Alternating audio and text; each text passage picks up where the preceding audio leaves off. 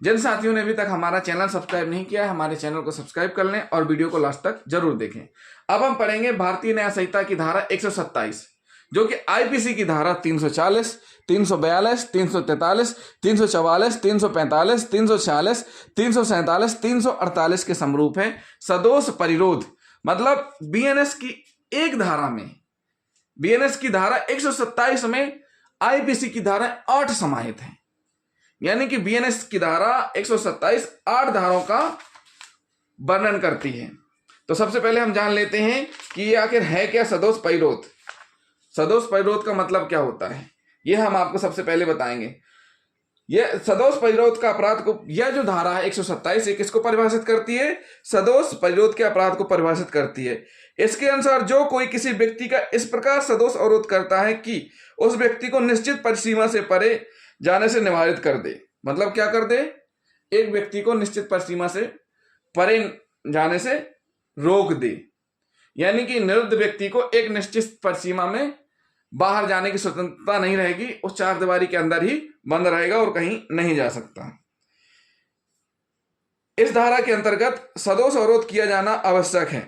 सदोष परिरोध से तात्पर्य यह है कि इसके अंतर्गत एक व्यक्ति को एक निश्चित परिसीमा के बाहर जाने पर पूर्ण रोक लगा दी जाती है। दूसरे शब्दों में ऐसा सदोष अवरोध जिसमें निरुद्ध व्यक्ति को एक निश्चित परिसीमा के बाहर जाने की स्वतंत्रता नहीं होती है, जो कि इस धारा के अंतर्गत सदोष परिरोध का अपराध होगा। व्यक्ति को कितनी अवधि के लिए पूर्ण निरोध में रखा गया, यह सदोष परिरोध के अपराध के गठन के लिए महत्वपूर्ण नहीं है। तद्यपि दंड का निर्धारण करते समय जो सबसे आवश्यक है वो हम आपको बताएंगे। क्या है इसके आवश्यक तत्व? सबसे पहला क्या है? किसी व्यक्ति का सदोष अवरोध किया गया हो, उसे सदोष अवरोध किया गया हो, पहली बात। दूसरा, ऐसे सदोष अवरोध द्वारा किसी व्यक्ति के एक निश्चित सीमा से परे जाने पर पूर्ण रोक लगा दी गई हो। क्या हो? रोक लगा दी गई हो। तो क्या माना जाएगा? सदोष और परिरोध माना जाएगा। क्या माना जाएगा? सदोष परिरोध माना जाएगा। गोपाल नायडू बनाम सम्राट में जहां दो पुलिस अधिकारियों ने एक व्यक्ति को नशे की हालत में लोक शांति भंग करने के अपराध में बिना वारंट के गिरफ्तार करके थाने में बंद रखा हो तथा उन दो में से एक पुलिस अधिकारी को गिरफ्तार किए गए व्यक्ति का नाम और पता ज्ञात हो, तो यह अब निर्धारित किया गया कि पुलिस अधिकारी सदोष परिरोध के अपराध के दोषी थे, क्योंकि उन्होंने एक असंज्ञेय अपराध के लिए बिना वारंट की गिरफ्तारी की थी। वेंकटचला मुराली के बाद में यह निर्णित किया गया कि अभियुक्त द्वारा बिना किसी शारीरिक बल प्रयोग या संघर्ष अथवा टकराव के परिवादी को केवल नैतिक बल का प्रयोग करते पूर्णतः रोक के रखा जाना इस धारा के अंतर्गत सदोष परिरोध का अपराध गठित करने के लिए पर्याप्त आधार होगा। शमसुद्दीन बनाम केलर राज के बाद में अभियुक्त ने एक व्यक्ति को परिरोध कर रखा था, जिसे दो पुलिस अधिकारियों ने अभियुक्त के अवैध परिरोध से छुड़ाया था। इस पर कुपित होकर अभियुक्त ने उन दो पुलिस अधिकारियों को निरुद्ध करके रखा। इस पर क्या किया? उसने दोनों पुलिस अधिकारियों को निरुद्ध करके रखा। न्यायालय ने अब निर्धारित किया कि अभियुक्त सदोष परिरोध का दोषी है, उसे दंडित किए जाने में उदारता नहीं बरती जानी चाहिए। सूर्यमूर्ति बनाम गोविंद स्वामी के मामले में अभियुक्तों ने परिवादिया को बस से उतरने के लिए विवश किया और वे उन्हें पास की एक गली में ले गए।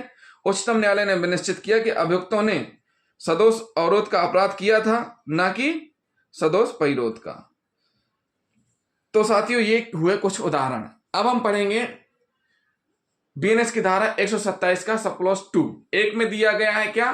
सब क्लॉज 1, जिसमें बताया गया है कि निरुद्ध व्यक्ति को एक निश्चित परिसीमा से बाहर जाने की स्वतंत्रता नहीं होती। उदाहरण के लिए एक घर है, वाई नामक एक व्यक्ति घर के अंदर गया, प्रवेश करा के बाहर से इन्हें ताला लगा दिया, तो ये क्या हो गया? सदोष परिरोध करना हो गया। तो इसी के साथ हम पढ़ेंगे बीएनएस की धारा 127 सब क्लॉज 2। सब क्लॉज 2 क्या कहता है? सदोष परिरोध के लिए दंड, जो सदोष परिरोध किया गया है, परिसीमा से बाहर जाने की स्वतंत्रता नहीं है, उसमें दंड का प्रावधान है 1 वर्ष तक का कारावास, 5,000 रुपए तक का जुर्माना या दोनों से दंडित किया जाएगा। अब हम पढ़ेंगे बीएनएस की धारा 127 का सब क्लॉज 3।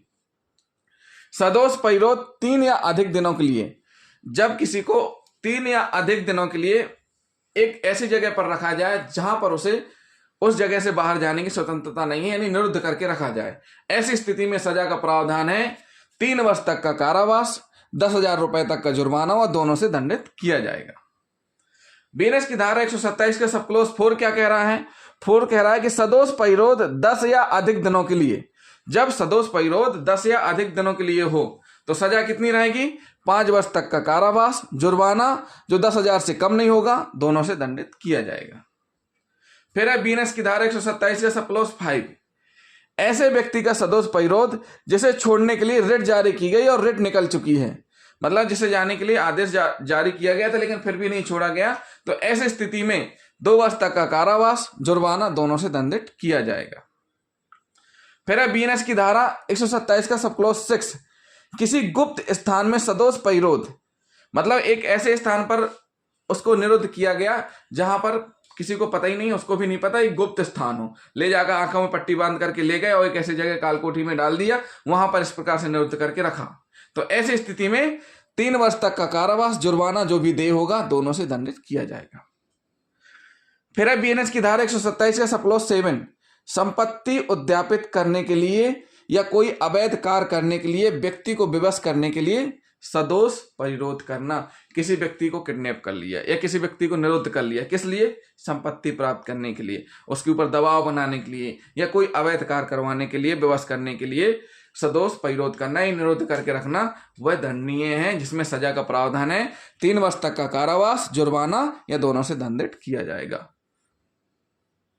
फिर है बीएनएस की धारा 127 का 8वां भाग यानी लास्ट, जो कोई हितबद्ध किसी व्यक्ति से संस्कृति उद्यापित करने के लिए विवश करके संपत्ति प्रत्यावर्तन कराने के लिए सदोष परिरोध करेगा। मतलब क्या हुआ इसमें कि कोई भी व्यक्ति जिससे संपत्ति प्राप्त करनी उसका हितबद्ध है, उसके परिवार का है, उसको अगर अपने कब्जे में रख रहा है निरुद्ध करके, तो वह अपराध माना जाएगा। मान के चलिए एक लड़के ने अपने पिता को वसीयत अपने नाम कराने के लिए निरुद्ध करके रखा और उसे क्या किया? उद्यापित किया संस्कृति प्रदान करने के लिए, साथ ही साथ विवश किया कि संपत्ति उसके प्रत्यावर्तन करा दे, उसके नाम करा दे। तो इस प्रकार का जो कोई अपराध करता है उसे सजा का प्रावधान है 3 वर्ष तक का कारावास व जुर्माना, दोनों से दायी होगा। तो साथियों ये हुई बीएनएस की धारा 126 और 127, जिसमें स्पष्ट किया गया है। धारा 126 बोलती है क्या? सदोष अवरोध, और 127 क्या बोलती है? बीएनएस की धारा 127 बोलती है सदोष परिरोध। परिरोध का मतलब होता है निरुद्ध करके रखना और अवरोध का मतलब होता है एक दिशा में जाने से रोकना। तो जिन साथियों ने अभी तक हमारा चैनल सब्सक्राइब नहीं किया है, सबसे पहले हमारे चैनल को सब्सक्राइब कर लें और वीडियो को लास्ट तक जरूर देखें, साथ ही साथ कमेंट भी करते जाएं और शेयर भी करते जाएं। लास्ट में हम आपको बताएंगे सदोष अवरोध और सदोष परिरोध में अंतर क्या है। तो सदोष अवरोध किसी व्यक्ति की सीमा पर आंशिक अवरोध है। सदोष परिरोध व्यक्ति की स्वतंत्रता पर पूर्णतः प्रतिबंध है। सदोष अवरोध के अंतर्गत निश्चित सीमा की आवश्यकता नहीं होती है। सदोष परिरोध में एक निश्चित परिसीमा की आवश्यकता होती है। सदोष अवरोध में सदोष परिरोध शामिल नहीं है। सदोष परिरोध में सदोष अवरोध शामिल है। सदोष अवरोध में किसी व्यक्ति को एक या अधिक दिशा में जाने से रोका जाता है या अन्य दिशाओं में उसे जाने की स्वतंत्रता होती है। सदोष परिरोध में सभी दिशाओं में जाने के लिए रोक दिया जाता है। सदोष परिरोध में सभी दिशाओं में जाने से रोक लिया जाता है। और सदोष अवरोध में क्या कह रहे हैं? किसी व्यक्ति को एक या अधिक दिशा में जाने से रोका जाता है या अन्य दिशा में से जाने की स्वतंत्रता होती है। तो ये क्या हुआ? ये हुआ एक अंतर जो हमने आपको बताया। तो साथियों हमारे चैनल को सब्सक्राइब कर लें और वीडियो को लाइक और शेयर करना ना भूलें। थैंक यू दोस्तों।